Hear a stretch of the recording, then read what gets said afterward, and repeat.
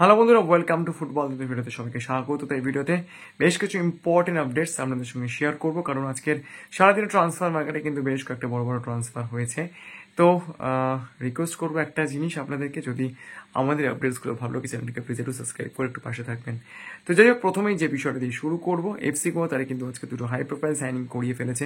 ISL নিয়ে যতই ধোঁয়াশা থাকুক না কেন, এফসি গোয়া, ওয়েস্ট বেঙ্গল, মোহনবাগান, সুপার জায়ান্টের মতো দলগুলো কিন্তু নিজেদের কাজ ঠিক করে চলেছে এবং আমরা সবসময় যেটা বিশ্বাস করি, আইএসএল কিন্তু এই সিজনে হবেই এবং সেটা যেরকমভাবেই হোক না কেন আইএসএল হওয়ার কিন্তু একদম সম্পূর্ণ পসিবিলিটি রয়েছে। এইটুকু কিন্তু আমরা বারবারই আপনাদেরকে এনশিওর করছি। তো এই ব্যাপারটা নিয়ে খুব একটা চিন্তা করার কিন্তু কিছু নেই। তো যাই হোক, এফসি গোয়া 35 বছর বয়সী স্প্যানিশ সেন্ট্রাল ডিফেন্সিভ মিডফিল্ডের প্লেয়ার, যিনি সেন্ট্রাল মিডফিল্ডেও খেলতে পারেন, ডেভিড টিমর, তাকে কিন্তু সই করিয়েছে এবং এই ফুটবলারটির কিন্তু সাতটা বছর তিনি কিন্তু লা লিগাতে খেলেছেন এবং এই দীর্ঘ 7 বছর লা লিগাতে তিনি হেটাফে, গিরোনার মতো বিভিন্ন ক্লাবে তিনি খেলেছেন এবং এই 7 বছরে তিনি কিন্তু কখনো ক্রিশ্চিয়ানো রোনাল্ডো, কখনো লিওনেল মেসির বিরুদ্ধে খেলেছেন। তো একদম ভার্সলি এক্সপিরিয়েন্সড একজন প্লেয়ার।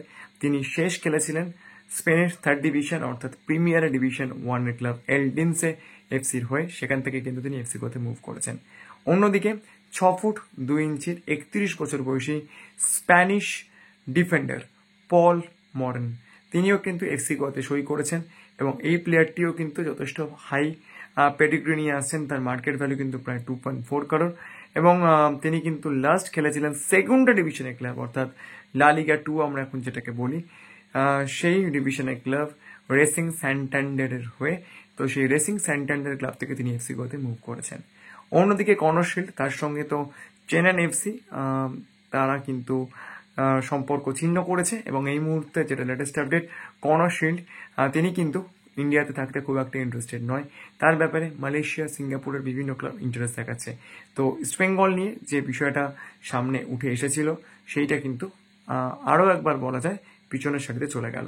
অন্যদিকে শেষ যে আপডেটটা দিয়ে শেষ করবো, ইস্ট বেঙ্গল কোচ অস্কার বুজন, তার ভিসার সমস্যা কিন্তু খুব তাড়াতাড়ি মিটতে চলেছে এবং আমাদের কাছে যতটা খবর আছে, বিভিন্ন সূত্র মারফত আমরা যে খবরটা পাচ্ছি, 17 থেকে 18 তারিখের মধ্যে তার কিন্তু কলকাতায় আসার সমূহ সম্ভাবনা এই মুহূর্তে তৈরি হয়েছে।